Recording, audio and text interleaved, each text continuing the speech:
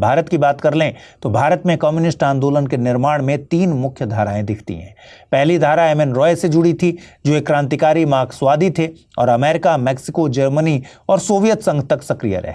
वे भारत की आजादी के लिए संसाधन जुटाने और अंतर्राष्ट्रीय मंचों पर औपनिवेशिक मुद्दों को उठाने में लगे थे। 1920 में वे सोवियत नेतृत्व वाली कम्युनिस्ट इंटरनेशनल यानी कॉमिंटर्न के प्रतिनिधि बने। यहां यह तय हुआ कि उपनिवेशों में कम्युनिस्टों को पहले साम्राज्यवाद के खिलाफ व्यापक गठबंधन बनाना चाहिए। इसी कड़ी में ताशकंद में एशियाई प्रतिनिधियों की बैठक हुई और वहीं एक प्रवासी कम्युनिस्ट पार्टी ऑफ इंडिया की स्थापना हुई। दूसरी धारा भारत के भीतर उभरे स्वतंत्र वामपंथी समूहों की थी, जो किसी अंतर्राष्ट्रीय नेटवर्क से सीधे नहीं जुड़े थे। लाहौर में गुलाम हुसैन, बॉम्बे में एस.ए. डांगे, कलकत्ता में मुजफ्फर अहमद और मद्रास में सिंगार वेलु चेट्टियार जैसे नेता अपने अपने इलाकों में सक्रिय थे और आपसी समन्वय का अवसर तलाश रहे थे। तीसरी धारा मजदूरों और किसानों के संगठनों की थी, जैसे 1920 में बनी all India trade union Congress, जिसने मजदूर वर्ग को राजनीतिक रूप से संगठित करने का काम किया।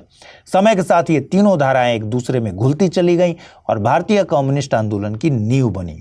ताशकंद और कानपुर की बैठकों को लेकर आज भी मतभेद हैं। ताशकंद में 1920 में बनी पार्टी को सीपीआई-एम ऐतिहासिक शुरुआत मानती है, क्योंकि उसे कॉमिंटर्न की मान्यता मिली थी।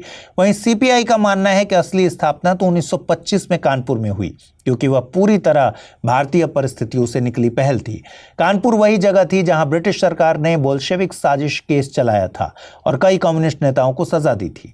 कानपुर सम्मेलन में भारत को ब्रिटिश शासन से मुक्त कराने और मजदूर किसान गणराज्य की स्थापना को पार्टी का लक्ष्य घोषित किया गया।